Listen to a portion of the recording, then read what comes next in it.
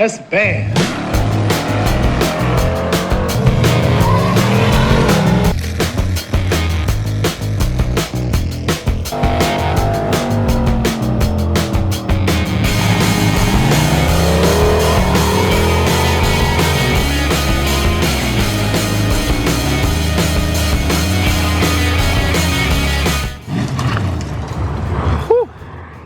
Alright, what's going on, guys? Today we're going to do some work on the Skylark over here. She is in need of some maintenance.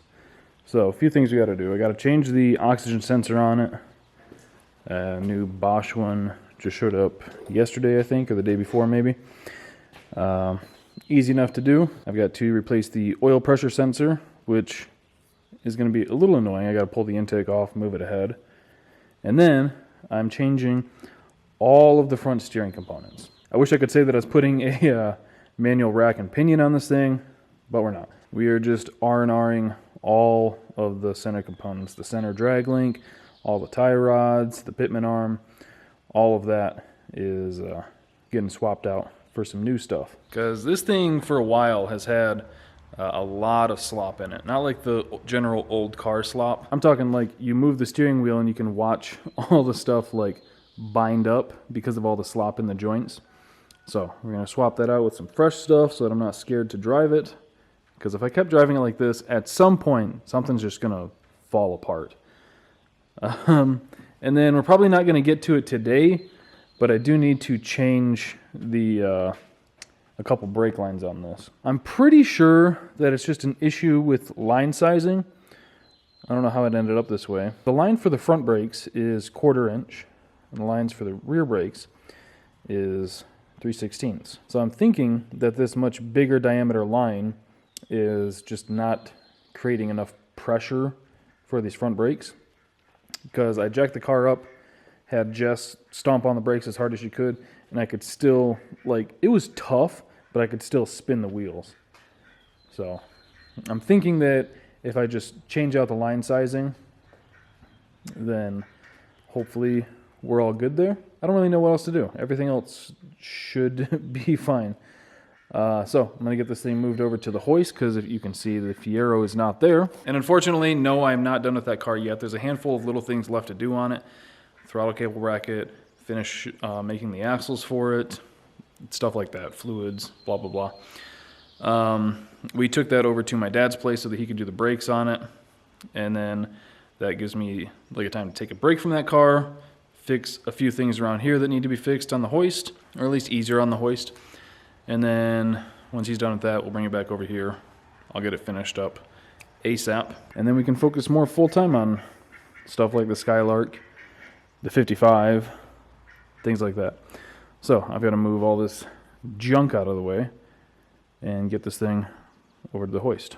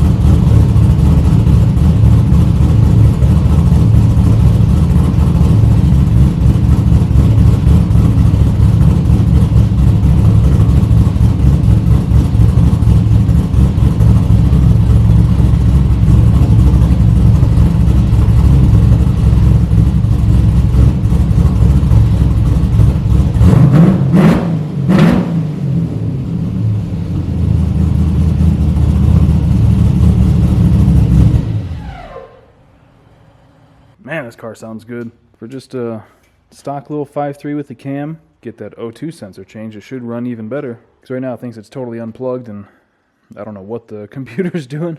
I should have it right there, I think, should be a fuel pressure sensor, right? Looks like fuel pressure sensor. Might pull this off and tap it for 8th NPT. So, I'm going to get this thing up on the hoist. I'm going to have to back it up a little bit. And then get the oxygen sensor changed. Well, I might do the oil pressure sensor first, since that's up here, and then everything else can be done from underneath. So I might do that. I think I've got these 10 little, like 10 millimeter bolts. Then I can lift the intake ahead enough to get to that sensor right there. Now normally you can get to that just fine, except I've got this little block off plug there that is sticking out too far to get a socket on it. And I don't think that thing could unscrew enough to come out. So fun stuff we got going on here. And someone asked in the last video with this, like 2 videos back I think, what the rattling was. It's stuff on the front end, just not bolted up all the way. Honestly, I think I need to space the front end up a little bit more to try and fix these gaps. Because the gaps on this thing are absolutely atrocious. Like, they're rough, dude. Like this one here, that's crazy. The kind of the issue that I'm running into, this fender, I believe, is not the original one to the car, or maybe it's that one. One of these isn't the original one to the car, and it's like a half-inch difference, or maybe 3/4 of an inch difference from one side to the other, from one fender to the other. This fender sticks like a 1/4 inch past the hood, and that fender is like a 1/4 inch behind the hood. So it's like everything is just wonky on this. And I guess that's part of pulling a car out of a junkyard and wanting to make it nice. You're just going to have to live with things like this. So someday I'm going to try to improve it as best I can. I got everything to where like the doors open and close right now without hitting the fenders, and that was kind of my main priority because the first couple times I did it, they did not clear. So I might have to pull the fenders off, get the doors totally perfect, and then put the fenders back on and try and square everything back up. Good from far, far from good. It's like the perfect beater hot rod. Anyway, enough rambling. Let's start getting to work. You know, I kept telling myself, once it got warm out, I was gonna get everything done. And now, it's nice and warm out, and I still have absolutely zero motivation. That one was kind of loose.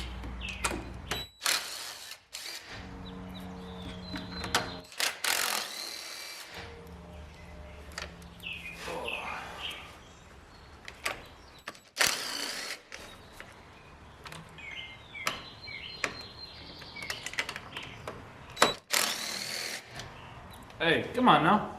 I need that.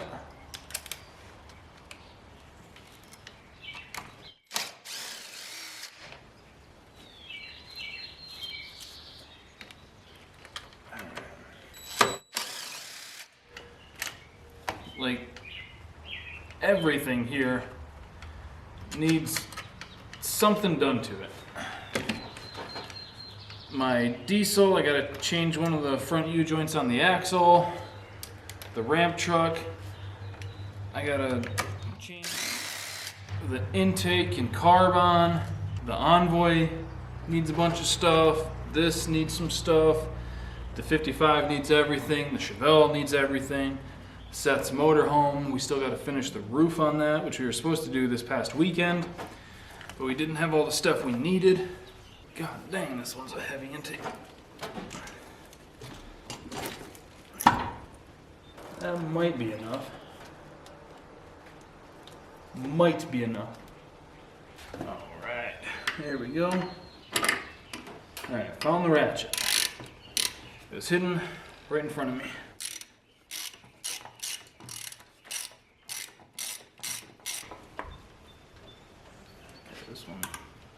Can't tell if this one takes the screen or not. Okay, now this is where we hope that it is a sensor issue and that the car doesn't just have oil pressure problems. Now I gotta get that screen out of there. So, while I don't have a pick, I do have some welding rod that I can bend the end on. And I have no doubts that this is gonna work flawlessly.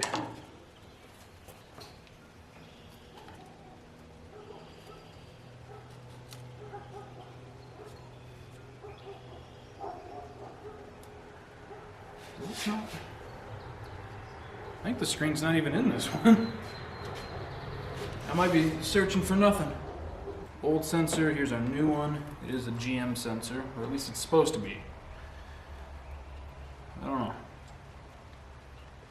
I intentionally try to order actual GM sensors. But you know, sometimes it's not always what shows up.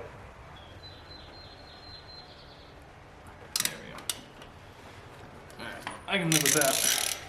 Now, this sensor is clocked a little bit different than the last one was, so let's hope that doesn't fuck with us too much. I think we've got something in the way. Like a hose or wire or something.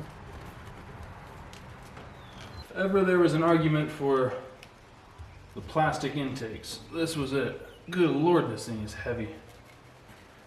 It's not even that it's like crazy heavy. It's just like so far out there that you gotta deal with it. Alright, the intake is back on.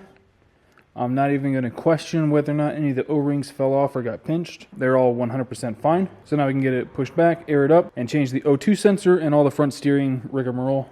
Now that this thing's up, we can get a good look at it.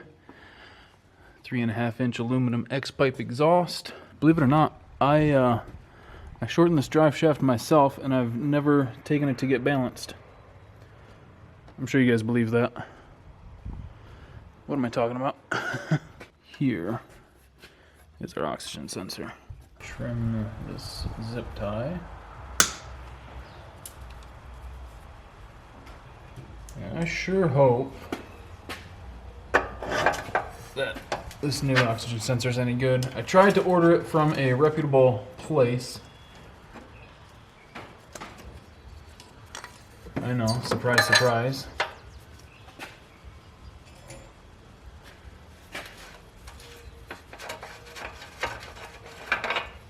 Oh, you guys see how black that tip is? That thing has been running rich. Alright, here's our new one. Does have an actual Bosch logo and part number on it, so I've got nothing but high hopes that this thing's going to work perfect right out of the box.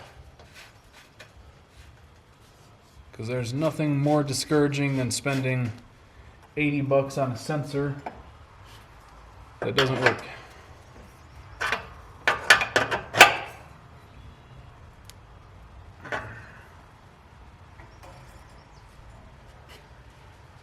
But you know what? Maybe the problem was me all along. Give it its best chance of survival.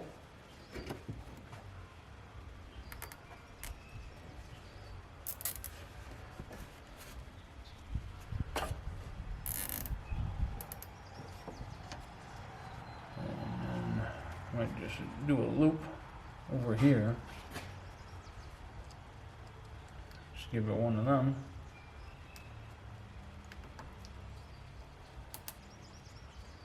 I'm really bad about trimming zip ties under the car. Because I'm usually like, as long as it's out of the way, nobody's ever going to see it. Who really cares? So like under the car, like this one's got a tail, these two have tails, that one's got a tail. You know, who cares? Lower it down. We got to change inner outer tie rods, drag link, all that. All that's going bye-bye. Let me show you what all showed up. So, obviously, main drag link here. Here's the idler arm, the inner and outer tie rods, the sleeves to adjust them. So, I gotta pop it off the pitman arm. We can just unbolt to the idler arm and then pop the outer tie rods off, and this whole thing can come off at once. I don't know if it really matters if I take a measurement before, because it's not aligned at all. So I guess I'm not really going to worry about that right now. I'm just going to get all this stuff popped off of it. There we go.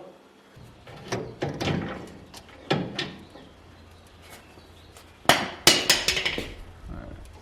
I can tilt you and rotate you, and we're all gone. Here is the old setup. Honestly, doesn't feel like it's been greased in decades. All these are so stiff, especially the one for the idler. So, I'm going to start getting the new stuff on. Probably going to start with the idler, and then the drag link, and we'll work to the tie rods. So, got the new idler bolted to the frame. Here's the new drag link. We're going to start with getting it, rolled up into position. Move this out of the way. Alright. Now we can zip these down, get that tight.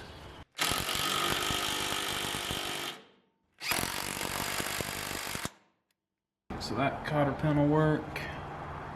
This one, I don't know. Alright, driver's side is done on there, cotter pinned. Still have to adjust it. Once I lower it down, I'll put the front end on the casters. So I can take a couple measurements, try and get this thing as close to who gives a fuck as possible. So now I'm going to move on to the other side. I didn't film it because I ended up taking a bath in anti-seize so that this moves nice and freely for many years to come if I ever have to make any other adjustments like spring changes, stuff like that. So I'm going to throw the other side on there, grease it, align it, and then we're done. Alright, everything is on there. This side doesn't like to spin super well, so that's just awesome. It should spin well enough, but it's not nearly as easy as this side. And my grease gun wasn't wanting to work. So for now, I'm just going to drop it down, try to align it, and then I'll run over, steal my dad's grease gun for a minute so I can get all this done. Anyway, let's drop it down and get it aligned. I got the steering wheel straight on the car before even doing anything. You can see how horrendously toe out this thing is. I don't know if it's going to show up in video very well. Yeah, there you can kind of see the whole back of the tire, and just barely see the front. It's kind of the same thing over here. So I think I might just take it up, shorten each side like 3/4 of an inch, just get crazy with it, and then drop it back down and see where we're at. Lifted it back up, got both sides turned in too far, cranked them back out. Now in front of the wheel, I got the casters here butt up against the wheel, so I'm using that as the straight edge. Should be close enough, you know, hillbilly stuff. Same on this side. On the front, it is 71. On the rear, it is like 71 and maybe 3/16. I'm gonna call that close enough, to be honest. I was shooting for about an 1/8 toe in. We're a little over that, about a 1/16 over that. Good enough. Good enough for who it's for. So I'm gonna get this thing back up in the air, tighten the clamps for the adjusters so that it stays nice and absolutely perfect. And then we are done for the day. And then the only things left on the car, hopefully, is just wiring up the taillights and then creature comforts. Oh yeah, change those brake lines at some point. Probably sooner rather than later. It'd be nice to have front brakes on this thing. But to be honest, it does still stop pretty well, all things considered, since it's using only the back brakes. If it had only the front brakes, that'd be race car stuff. All right, I'm wasting time. Let me get this thing back up in the air, tighten those adjuster clamps. Car's down off the hoist, everything's tight, hopefully. Ugh. Let's see if we have oil pressure and wideband reading. That was the other thing. Also, let's see if there's any vacuum leaks from pulling that intake off.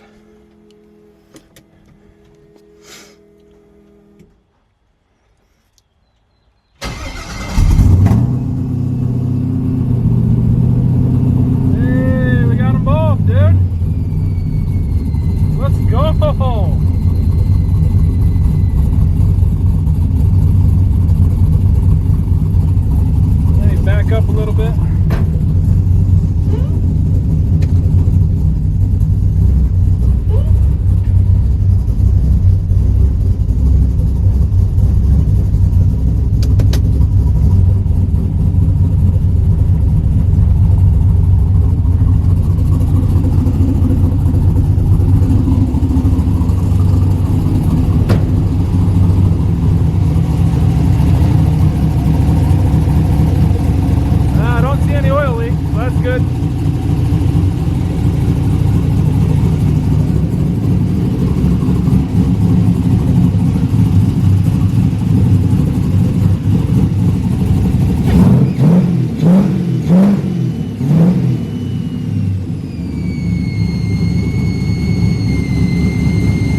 Don't worry about that. That's fine.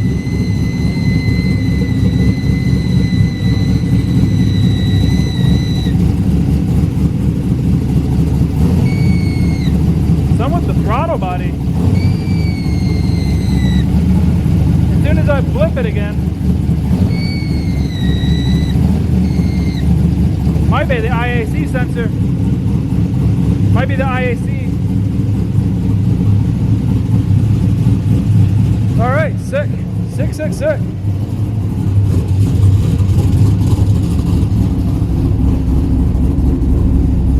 We're idling a little rich.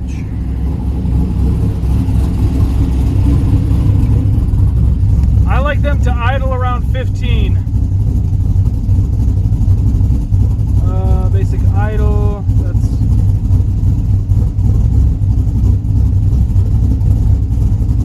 target AFR at idle 15.1.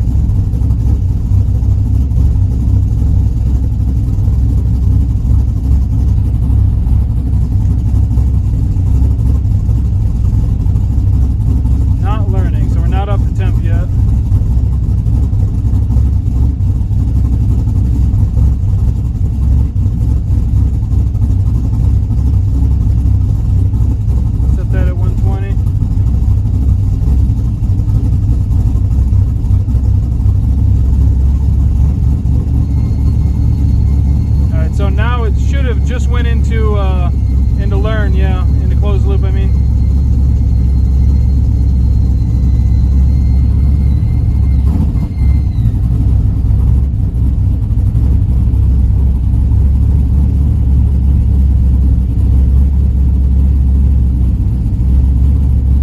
See, now we're starting to lean it out. I like it around 15:1 at idle, just because it saves a little bit of fuel and it doesn't burn your eyes.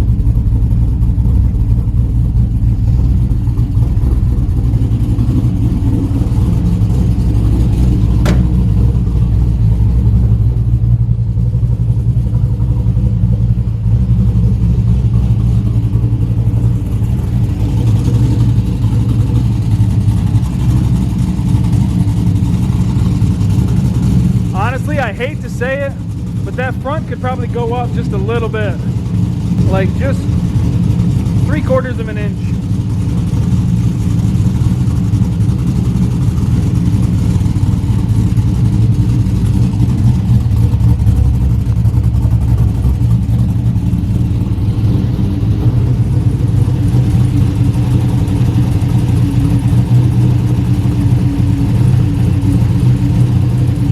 When I first got this motor running in the car, I thought there was like an issue with the lifters or something, but it seems to have smoothed out whatever it was.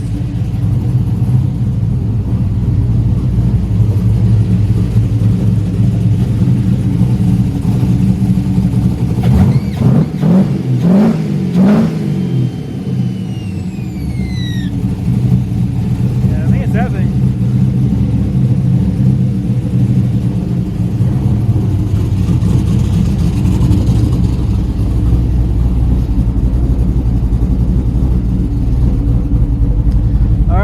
Cool.